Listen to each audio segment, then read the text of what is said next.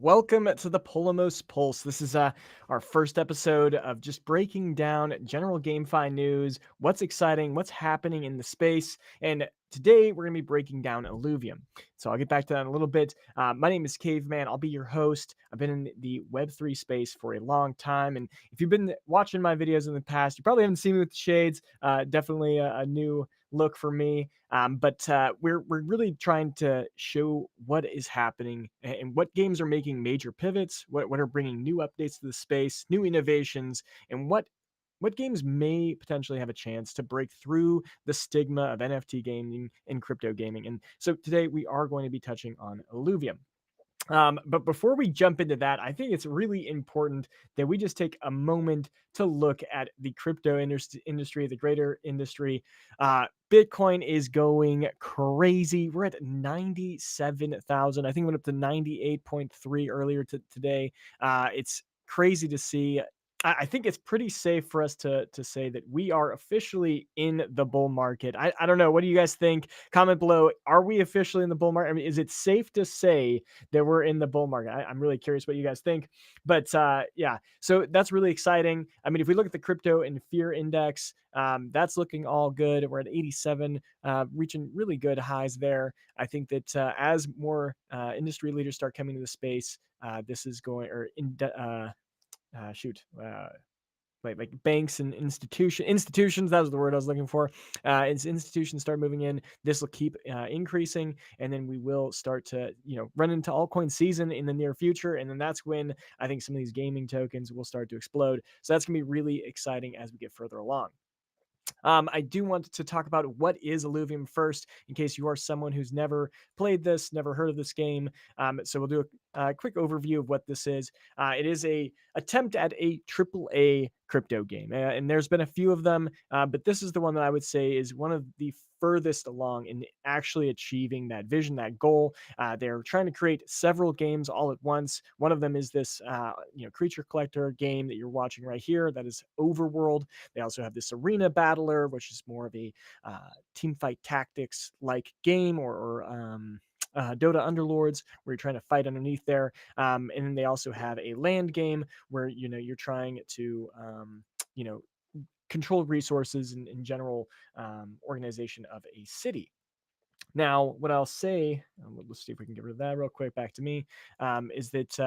And actually, I want to go. I have a nice little overlay so that you guys can see and follow along of what we're going to be going over during this chat. Um, but yeah, so it's a solid game. I've been following it for the last 3 years. And full disclosure, I am heavily invested in this game. I've been pretty much with them since for like as I said, the last 3 years. I do own assets in every one of their games. So their NFTs, their the ILV, the land, everything. I'm definitely a part of. And if you don't know, I'm also part of their council. So I am the head of community council. And so I am trying to, be the voice of all the other players and investors. And I try to help direct the, way that this game is going to move forward. But anyways, so that is general state, or what is Illuvium. So let's go ahead and jump into like what is the state of it. I am curious though, what is your predictions for Bitcoin by January 1st? If you guys think it'll go up, let me know. One of the crazy things that just was announced was that China's actually legalized it, and I think that's one of the main drivers of why it's going up. We opened up a floodgate of more retail buyers they can get into this. That's exciting. Should hopefully that's going to peak up, and then it's going to flow into all these other games that we're going to start covering over the coming weeks. So super, super exciting. So let's talk about Illuvium.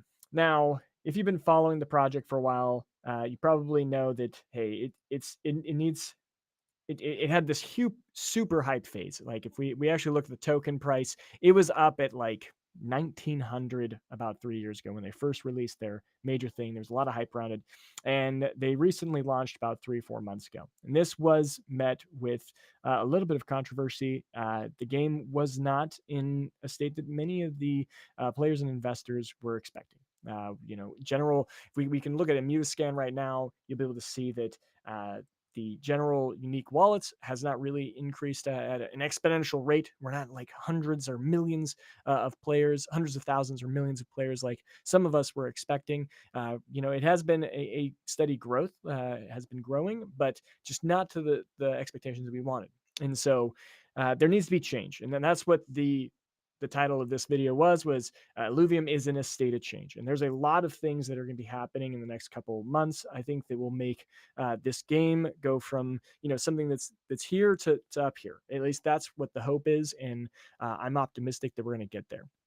But I'm going to try and break down some of that. But even if we look at the trade volume, it's been on a decline. We're looking at, what is this, $1,850 so far for today, and yesterday it was 1,600 or 1,200. Average price is nice and higher than on average, but that's because most of the buys now are only for the more let's say high stated alluvials. These are alluvials that have great utility in the other games, but they are incredibly rare. But maybe there's a couple of good buys that are happening and people are able to scoop those up. So that's the general state right there. I was going to break down some of the Illuvidex and where it is currently, but unfortunately, the Illuvidex is down because they have a cool event happening later today, which I'll also touch on later. That is Illuvium Beyond. It is a fourth game in their ecosystem. It's a more of just a collection game, but we'll talk about that in a little bit. Um, Moving on to, I was also going to talk about how fuel prices. So in this game, you purchase fuel, which is going to be like, it was meant to be the backbone of the economy, and you'd be able to purchase it and use it in the game.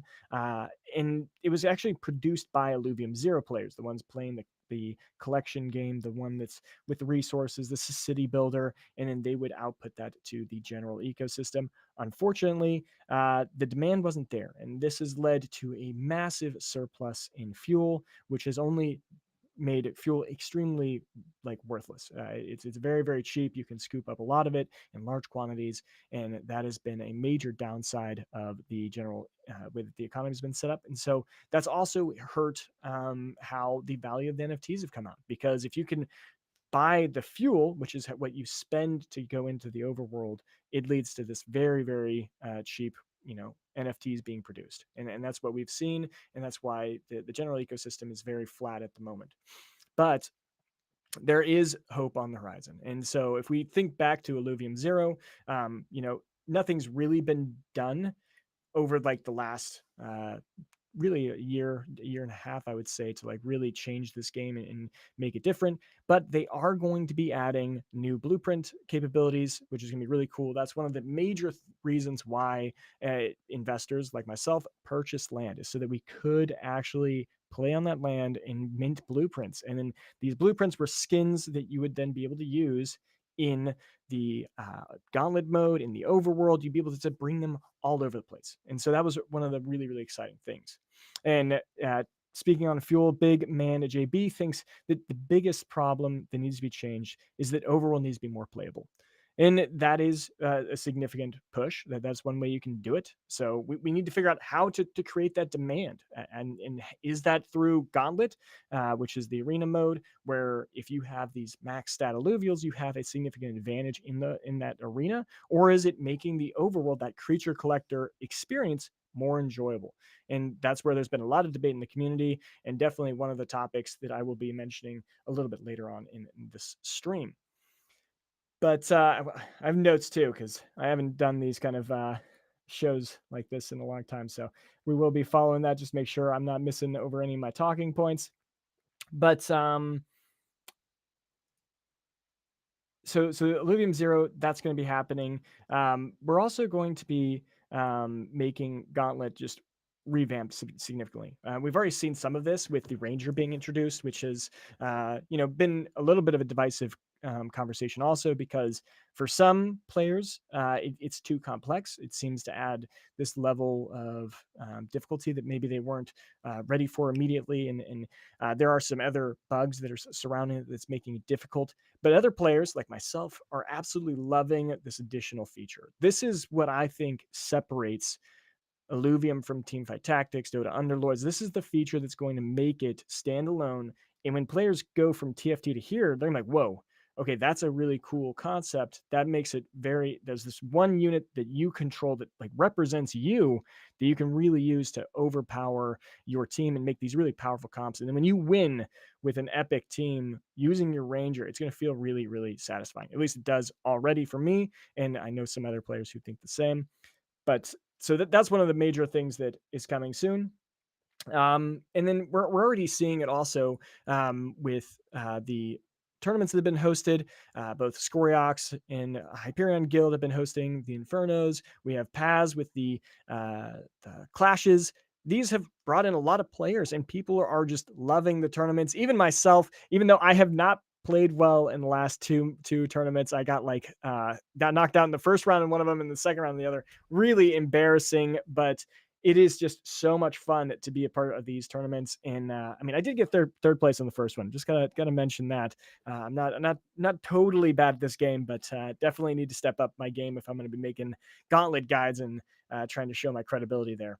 But it has been quite a time in this last week or two, and we do have season 3 coming in the near future, and I think that's coming. It's nearly there. And also, if we take a peek, and I meant to pull up a tab before this, but if we go ILV price right now, you can see people are actually getting excited. And I can only imagine. Oh, shoot, sorry guys. ILV market. There was like a point where it was up 18% in one day. It's up 3.78% today. That might be heavily based on just Bitcoin skyrocketing and Ethereum's going too. But that's 80, that's 40, it was up to $47. Now that was a significant raise. There was no major announcement other than people playing the game and thinking it was good. Because if we go to the ILV ETH pair, there was nothing special there, in my opinion. You didn't see Ethereum going crazy. It was literally just Illuvium on its own doing something pretty crazy. So if we look at that, yeah, Illuvium was outpacing Ethereum quite well. So I don't know. Someone, I think we had some major investor came in and was like, okay, this is pretty interesting. Maybe I'll start investing. We do have a couple comments. Adam Heron, nearly given up, looked last night at just selling my land and walking away. One floor price is $130. So us landholders and invested in assets that have dropped over 200% in value with no ROI. Adding new blueprints won't save zero. And you know, that is something that is concerning. And as someone who is a mega city holder, I'm right there with you. And it has been a sad couple months for sure. But I think that really where our investment comes in is actually, you know, getting that rev share, that 5%. And that's really what we have to wait for until the game is at a state where we're generating enough revenue that actually is meaningful to us. Unfortunately, it's just another way of doing that. I'm curious, Adam, if you would actually comment, or any of the other landholders in the chat right now. Do you actually play the game for fun? Did you have intentions of playing the game for fun? That's a question I'll just propose to you guys as you're playing along, because I feel that there's been maybe a disconnect of what the investors wanted out of Illuvium Zero, including myself. I was someone who came in, bought land, was ready for Overworld and a huge arena player. And then I'm like, where do I have 200 hours of game time in a week to play all this? Like, there's just no time to play all of it. And I'm wondering if us as investors, especially on the land side, do we just want that to be a revenue source that we're just getting passive income or passive rev share off of? Just opening it up to you guys to see what your thoughts are. Either way, we need to get land prices up. That is something that we want to do, because we obviously want to either be able to exit out of that eventually at some point, or we need to make that a fun game, something that can be comparable to other city builders and games like that. And that's something that I don't have a solution to off the top. I think that it is much more important for us to focus our time on either Arena or Overworld, getting one of those games up to a significant point where the revenue generated from that will actually make holding land meaningful. So I do understand that sadness, or it's really, really sad, but I do have hope that it'll come back. So moving on into my notes here, I think we're going to start actually talking about removing Overworld. Um, Yeah, we're going to talk about that. So there was a huge amount of discussion after Kieran mentioned that Overworld would be getting removed. Potentially. It was an idea that he kind of popped around with, and this was going to be replaced with a pack opening. And if you were watching either of Illumination or Scorex's AMAs that happened earlier today, you'll know that this was brought up in both of those.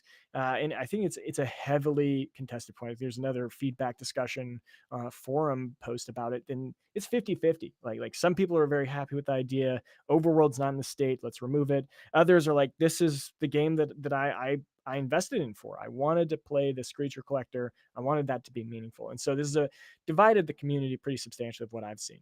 And replacing with a pack opening does a couple of things. One, it makes it very easy for whales to just dump. And I think that's what Kieran's looking at.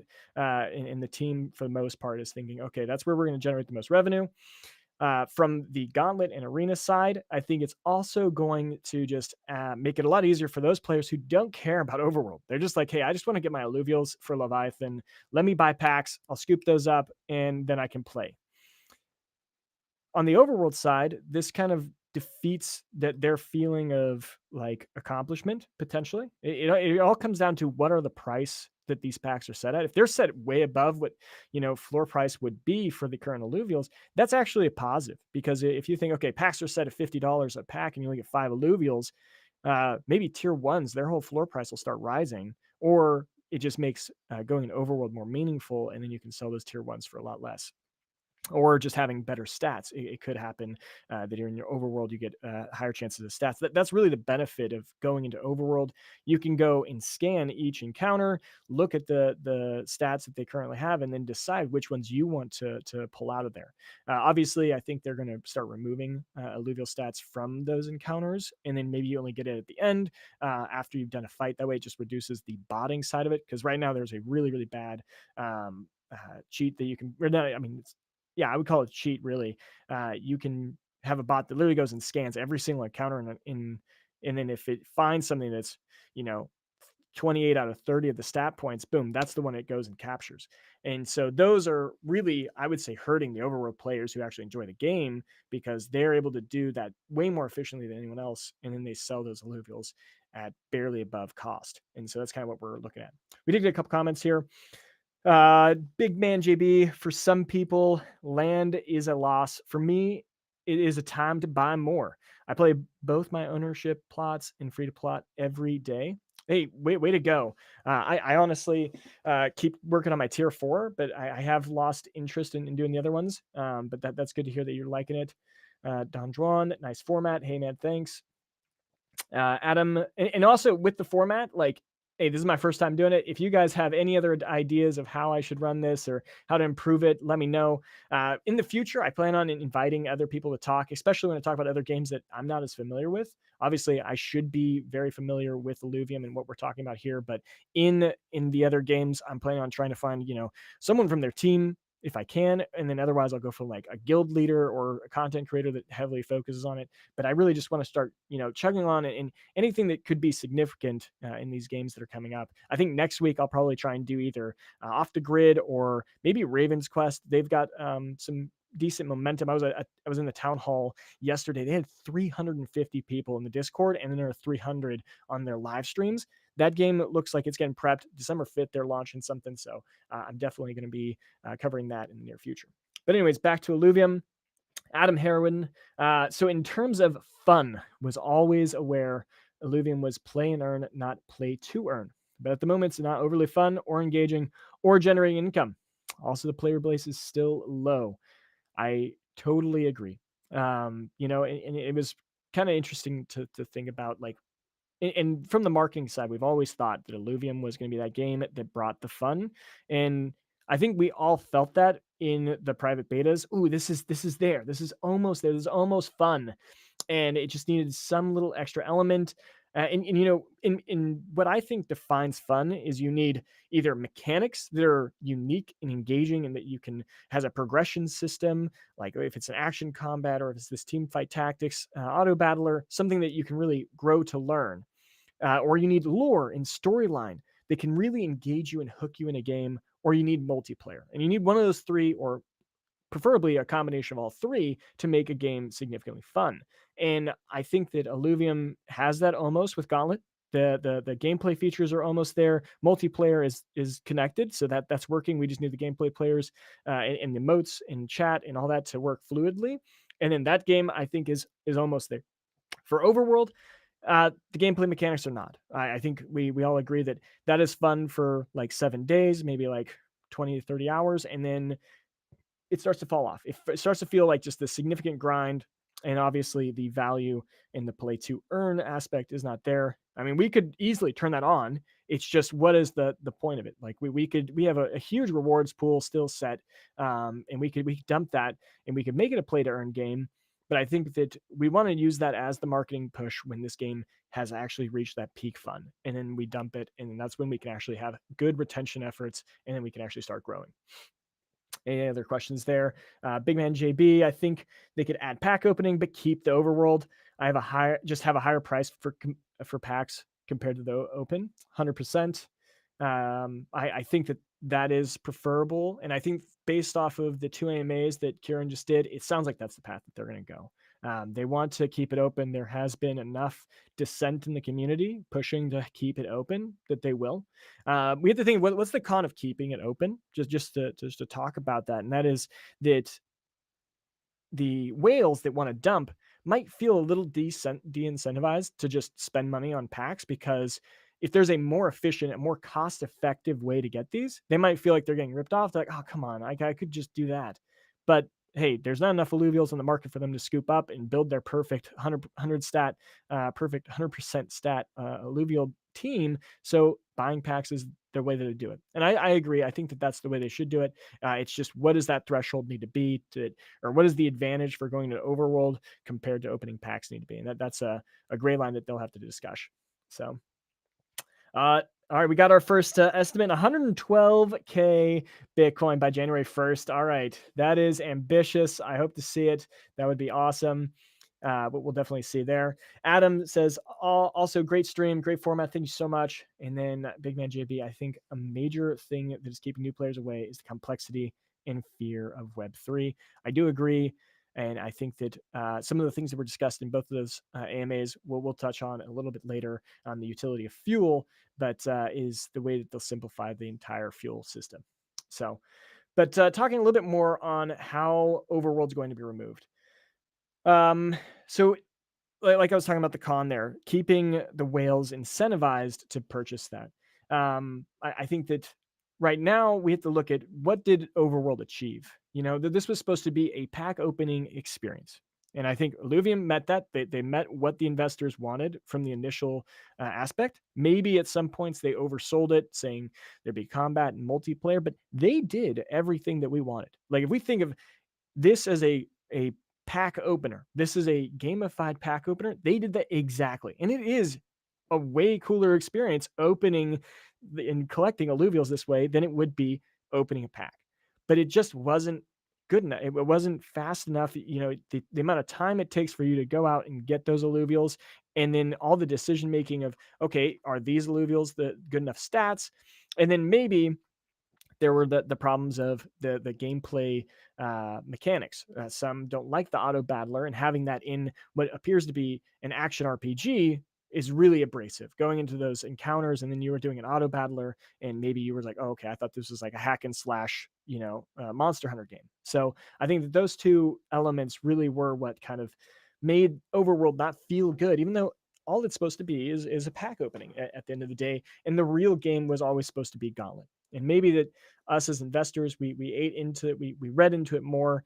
Obviously, the only thing I would say that they oversold and didn't deliver on was the lore.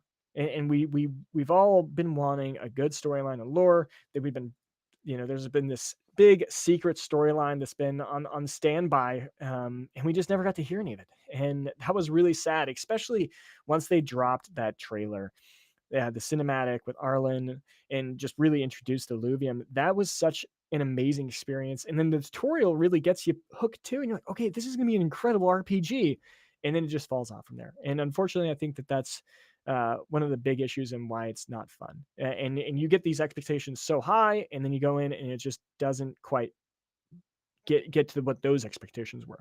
So yeah, I think we need to still consider if removing Overworld is worth it or not. I'm of the opinion that we leave it as is. We have pack openings. If pack openings start doing, like 500,000 a month, like what Kieran has mentioned might happen, because he would say that he would go and spend 100,000, and some other whales would easily start dumping money in there because they don't have to spend 40 minutes running through the overworld trying to find perfect stats. That's a clear indicator that that model works better. And then what I would suggest is we potentially put Overworld on standby or hide it behind some, deep in the UI so people are not messing around with it, except for the OGs who still enjoy playing it. And then we really focus on rebuilding it and making it a fun game, a game with one of those three elements or a combination of them to make that game actually something that's going to like really engage people and bring them in the ecosystem. So that's what I'm thinking on the overworld. If you guys have any other thoughts, love to hear it. Obviously, for those who are in the Illuvium community, not just here, watching and trying to learn about Illuvium, I'm the head of community council, and I'm here to support you guys and be a voice for you. So I love hearing what you guys think. So we'll move on to the utility of fuel. So if Overworld is removed, what is the utility of fuel? Like that's where you spend fuel. You go in there, you forge equipment, you do everything, shards. That's how the fuel is utilized. And so if we lose the Overworld, we only and they do replace it with the pack opening. That means that we only have packs to buy. And so I imagine, and this was discussed early in those AMAs from those two content creators, that they will move to the one single fuel system, and it'll combine all three. So the Illuvium zero players would just, and this is, I'm also touching into how the economy would work. The next point here, they would just generate as much fuel as you can on your land plot, and then that'd go into some variation, whether it's a leaderboard or just total output. That would be that you'd be selling to the 0 point transducer, whatever you're just offloading, and then that would build up over a time period. Maybe it's a month, maybe it's a couple months, and then at the end of that time period, you'd get a portion of the total revenue that Illuvium generated by selling packs. And so then it's very clear what you're getting. And then there's no market play. And I think that was something that I was someone who's I advocated for it. I love the idea of being able to play it, especially as someone who's working in a mega city. I wanted to be able to play the system, have massive raises, dump the fuel, really try to fluctuate the market, maybe build these, oligarchies where we're all just, co-working together to do some crazy fuel things. But hey, it wasn't good. In that Web3 element, as I think it was Big Man JB mentioned, that the fear and complexity of Web3, it's too much. And for people coming in, like, well, should I buy now or should I buy later? And it could be just one element that just makes them think, I don't know if I want to come in. And so if we reduce that, making it a fixed price pack, and that's all you're purchasing, and then everything else is free to play, that makes sense in what I think the current industry meta is for gaming. And so I think that's kind of where we're going to move forward with. So, Don Juan, I hope Overworld continues to be worked on and not scrapped. That's the reason I bought 3 years ago and continue to hold. Scrapped Overworld and we're like Gods Unchained Plus. An interesting comment there. I definitely think that the Overworld was a huge hook for everyone, especially just the graphic fidelity, seeing that AAA-esque kind of thing. Um, I, I imagine that they're not gonna just scrap Overworld, right? Like it's how are they going to reshape it into something that everyone wants to play? Whether that's a roguelite like this Breach that has been mentioned, or a MMORPG. It's just, and here's a question for you guys: if they came back and they're like, all right, we want to turn the overworld into something truly amazing, a nice MMORPG, Genshin Impact kind of like thing, or with Monster Hunter combined, it's going to take 2 to 3 years. Would you guys support that? And would you hold on? Would you hodl for the next 2 to 3 years with that dream and that vision? And then they actually, have that full gameplay experience where you're learning what Arlen's doing, you're figuring out the whole storyline, you're capturing these alluvials, and they actually have more significance, and you have that emotional attachment to them, just like in Pokemon, getting a Charizard or a legendary Pokemon. I'm curious if you guys would like that. Please let me know in the chat. But Yeah, jumping on, I guess we'll jump into the economy, how that would work a little bit more. So, or overworld replacement. I'm skipping over a lot of this honestly, just to talking as we go through. But with the overworld, how would the overworld economy work? And I think that's the only way it would work, or how would the economy work in general, is if Gauntlet is successful in bringing in, hundreds, 500,000 players. We need a lot of players that come in just for the free to play sides. They're like, wow, okay, this game's super fun. Then you're going to have those that are not winning a lot, or they're like maybe gold, platinum, and they're like, oh man, I really think I could be better, but I'm just not quite there yet. And then they see Leviathan mode where, okay, if I spend money, I can go compete in this one and I can stomp on a lot of these people.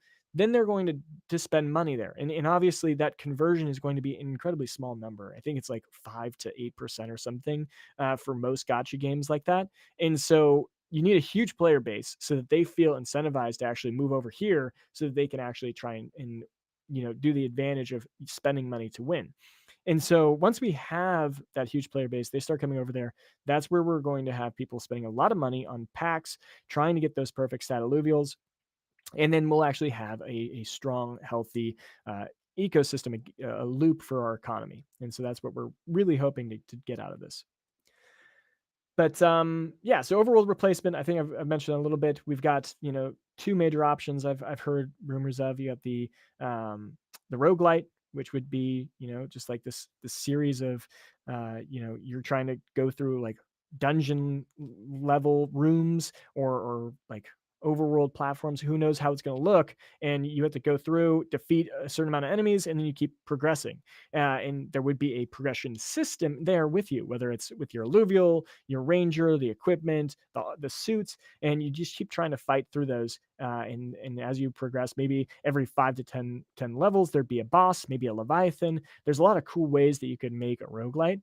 For those who know, I'm actually working on a game myself, and it's actually a roguelite. I think that is a really good way to actually bring Web3 elements into it. Now, from my understanding, most of the rumors have been that this breach would be totally just a free to play experience with no NFTs in it. And so, what that would mean is that there's no clear revenue stream there. But it's important for it to be good because you can actually go buy a pack of those alluvials and use those alluvials in the game to help you get deeper in the dungeon. Maybe there's a leaderboard, and maybe there's rewards attached to that leaderboard, a play to earn aspect, and that's what's really going to drive players to actually continue to play in this overworld. If that's the approach. The other one is that MMORPG, which is just so that the idea of that is just so massive. And it's kind of scary to think of because even good studios take 10 years to make a good MMORPG. So is that what we can do? But in the end of the day, that's the one that I think has the best potential to be successful. Like off the top of my head, like we have this incredible artwork, we have this incredible IP already. How can we make it visible so that everyone can see it? And so it's just, can we get there? But all right, so we'll move on to the next one, which is the future of Zero. So I've already mentioned this actually a little bit. We really got one or two major things that are coming with this. We get blueprints, which is one thing that is supposed to be a huge value for Illuvium Zero players. Once we get blueprints, we can actually start to sell those. And as Gauntlet starts to scale up, and if we can reach that 100 to 500,000 players, whatever, they're going to want to differentiate themselves. They're going to have the cool ranger with this massive skin. You can already see this in TFT with their drones. We're going to have cool drone skins. Having all of that introduced, I think, is going to drive a lot of demand. And so, with the way that the new blueprint structure is set up, which I actually pulled up here, I'm not going to go over. It's just the actual snapshot of the proposal. They talk about how it's going to be more actual ownership for the landholders, because what happened before the original system is we created those blueprints and then we'd give that blueprint to someone and then they could go make infinite amount of skins.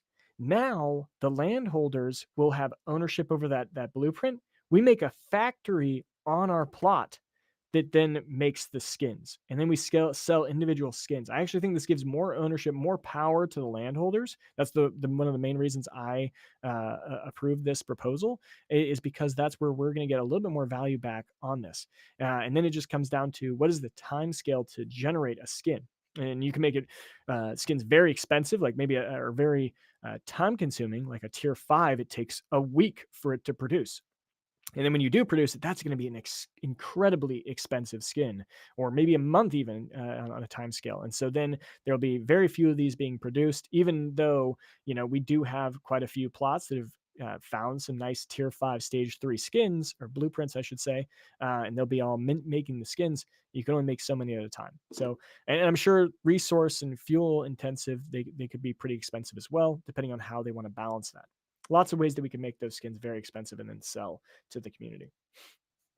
The other thing they're going to do is introduce mega cities. And as a mega city player, I've been waiting and wanting this forever. That was something that was so exciting, to be able to like have all your plots on one area and be able to build like this cool thing that's all connected and elaborate.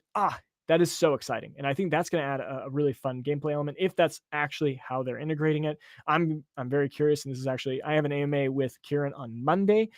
So make sure to stay tuned. If you haven't, please subscribe and like this video if you like the way that I'm actually talking about this content. But on Monday, we're going to interview him on how he's making the game fun. That's literally, if you guys have been following the channel for a while, I asked him before the launch, why should we play Illuvium? And now I'm going to ask him on Monday, how are you making this game fun? Like that's all I care about. It is, how are we making the game fun? And so that's what I'm going to be asking him. And one of those is, how are mega cities going to be better, and how is that going to make the game more interesting? So, but yeah, so that's the future of Zero. I'm hopeful that the mega cities definitely make a big difference.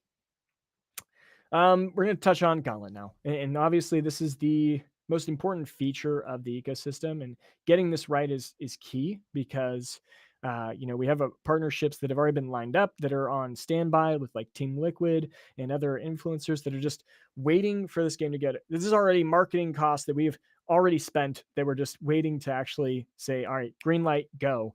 And I think that that's when we're gonna have a huge push. Remember that most of our marketing budget has not been touched, and so we're just waiting for that spot. And I hope you guys are okay. I'm that person that's always pushing for delays. All right. I'm sure there's some people in the community who hate me for that, but I'm someone who really, if I would have been in Epoch 9, I would not have pushed the game in its current state. I would have said, please, we need to hold this off. I don't know what exactly the cause was there, but I think that it is so important that we get this game at least at a point where we're equal to a TFT. But really what I wanted to be is equal but more unique than TFT. And that's where the Ranger comes in. That's how our board is set up, our hyper system. I think we're almost there. We just got to get the balance right. We got to get the UI fixed, and then find a way to make the game not feel so abrasive when you first come in. And so like there's been a lot of talks of how we can reshape the Ranger and how it works on the Gauntlet. So if there's any arena players in here, or anyone who hasn't played Illuvium at all, basically it's this shop system where you spend money on each round. You only have like 30 seconds to consider how you're going to do all of your actions in this time. And some of this, even with the way that the system was built before this, or how TFT has it, 30 seconds can be overwhelming for just any player, even really, really good players. The actions per minute are incredibly high. It's like you're playing StarCraft 2. You have to be incredibly fast, rotating and figuring out how to do your shop. And now they just added another component that adds even more complexity. You have to think of like 3 to 4 more things at the same time. And so in that 30-second window, it's just not realistic for most players. And especially if you have new players coming into the ecosystem that don't even know our alluvials or what they do, that could be incredibly difficult to retain those players, because like, no, this game's just too much for me, and then they leave. So there are different approaches of how to fix this. And so one is to make these the weapons and armor, is the feature that's been added in. And these weapons and armor may just move to a system where every round you have like an extra 15 seconds, and you have to like select between like 1 and 4, 1 and 3 of these, and you can add it to your character. Another one is that it's passively always there. It's just you have to save up money. You could purchase whatever weapon you want. And there's a third option, which is actually one that I am considering pushing forward, and that's actually to have a two currency system. Now, at first, that might make you think, okay, that sounds even more complicated. There's even more to consider. But if you segment what the currencies are used for, let's say that you have your gold MP that's used for the alluvials, the main units on the board, and then you have the blue MP, which is for the weapons and armor, you can totally keep those separate. And a new player coming from TFT knows exactly how to play TFT. They know that, okay, this is used for the alluvials. They could cycle through that, play the game, and potentially do good without even really understanding how the blue MP works at all. And then, they could easily climb the ranks to gold or some division perfectly fine, just using what they learned from before without it being tied together, and they have to be able to know that right off the back. But then, platinum to, let's say, diamond players, they've learned how to master both MP systems, and then they can actually play the game at its fullest potential, and they can start, cycling and rolling for the blue shop on certain levels, and these alluvials on certain levels. Because what happens is, in the current system, you have to all the tiers have different times that it's best to roll on. And if you try to roll on them when it's not convenient, you're actually just wasting a whole bunch of MP.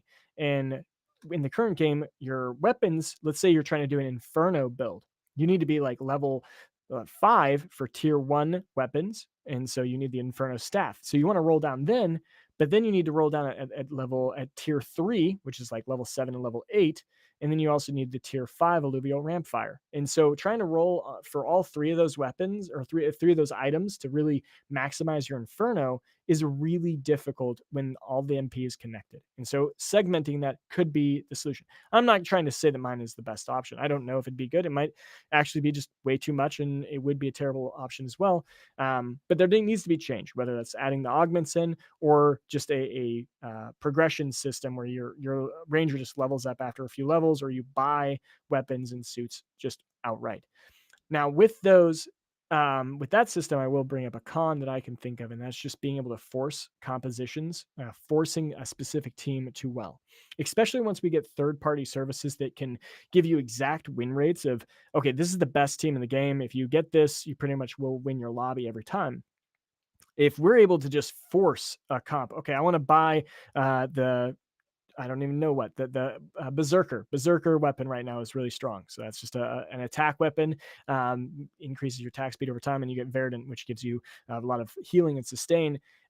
If you can just buy that outright, and maybe you couldn't get the Archie because someone else was going for Archie, and then you're able to get the Cling. So those are the other two units that you need. You could easily still win that game, even though you might have not you may have not played what was best with your roles. So I believe that could reduce the skill cap potentially. So we did get another comment. I'll just do that real quick. Don Juan, even if they needed 2 more years to flesh out the original idea of Overworld, I would support that. I think the game that was pitched is a complete state, and I think the game that was pitched in a complete state would be a hit. I totally agree with you. It definitely could make some serious waves. But anyways, so that is the importance of Gauntlet. I think that we have to make that work, and all engines are firing just for Gauntlet. We have to get that there, and that's really the hopes and dreams of what we're going to make out of this ecosystem. So, but yeah, I think that's all I've got for the main part of this talk. I do want to end by saying that Polemos will be trying to offer and help people as they progress through the Leviathan, and then they want to start playing in that. If maybe they can't afford the most expensive perfect stat alluvial, so you could actually rent them out. And this also allows whales that may have a huge collection, especially if they're just buying packs. They're going to have a whole bunch of alluvials on standby that are doing absolutely nothing. They're going to be able to stake their alluvials with us and just be able to get some passive income for other players who maybe they can't afford the expensive ones, but maybe there's like a mid-tier alluvial. They'll be able to rent that out and then help progress through the Leviathan, maybe get some rewards, and then continue to funnel that back to Polemos. That service will be launching very soon. should be ready for season 3. So that should make that whole season, especially with the massive push for rewards on the leaderboard and tournaments. So just stay tuned with that. Definitely subscribe. And then as soon as we get that, I'll definitely be teaching some more information about that. But, anyways, that's all I've got. I want to say thank you to everyone who joined in this call. I'd love feedback on how to make this a more effective, more efficient episode of just general GameFi. But I thank you all.